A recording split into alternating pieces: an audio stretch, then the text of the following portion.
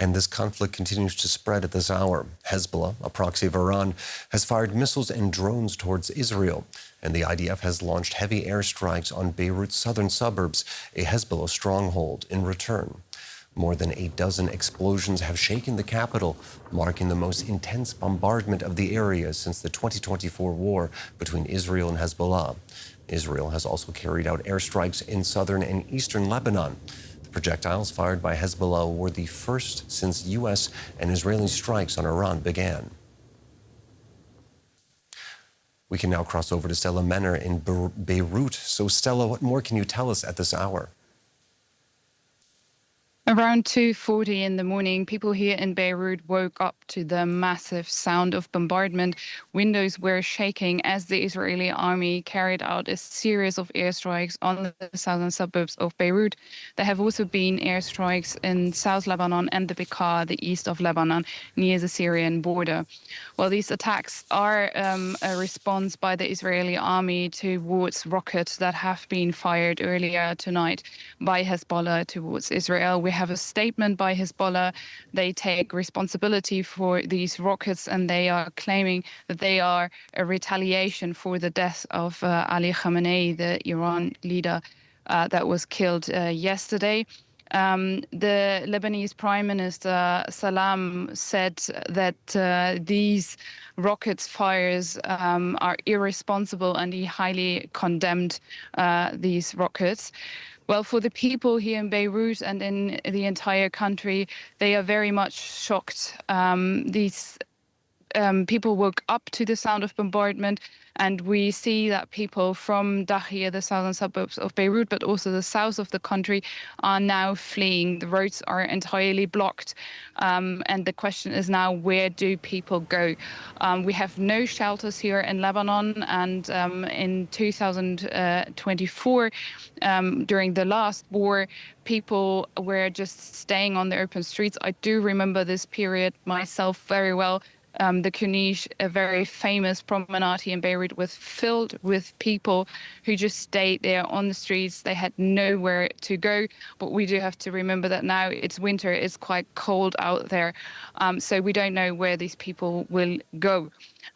So far, we have already heard that the Israeli army said that they have targeted a Hezbollah member. We don't know so far anything about who that could be. There have been no confirmation from Hezbollah's side, but this is kind of normal. Was the case also during the last war. It usually takes some time for Hezbollah to confirm whether one of their leaders or higher commanders have been killed. Israeli media have also published statements saying that the attacks on Lebanon could go on for several days. All right, that was Stella Männer reporting for us in Beirut. Thank you very much for reporting, and do stay safe. Cities across Israel have also come under Iranian bombardment. Israeli rescue services said strikes had hit several locations, including the central town of Beit Shemesh, where a missile struck a synagogue, killing 9 people. DW's Tanya Kremer visited the site and filed this report. This time, Israel's air defense system failed. An Iranian ballistic missile hit this residential neighborhood in Beit Shemesh, a city close to Jerusalem, with full force. David Lev, a volunteer rescue worker, was one of the first at the scene. Unfortunately, we have a lot of people who were killed here. They're working on checking to see if there's anybody else that is still stuck under the broken walls here and houses here. And hopefully those were our last ones. And like I said, it was a very bad scene. Some of those killed were on their way to the shelter when the missile hit directly. Although many missiles are intercepted, no air defense system is 100% effective.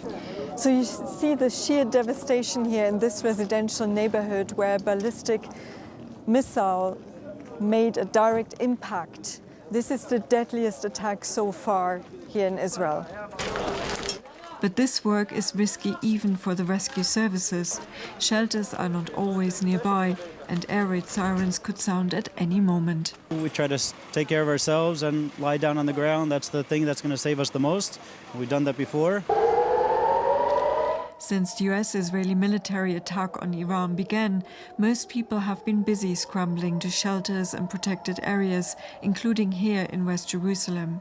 They have mixed feelings about the situation. I think if the head of 7 October is the head, and it was time that will be eliminated.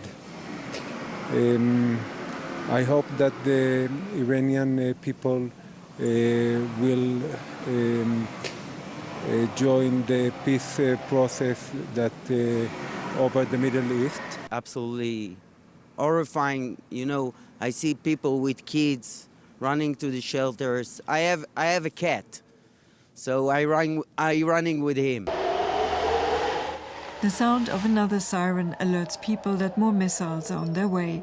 People seek shelter, uncertain how long this will continue.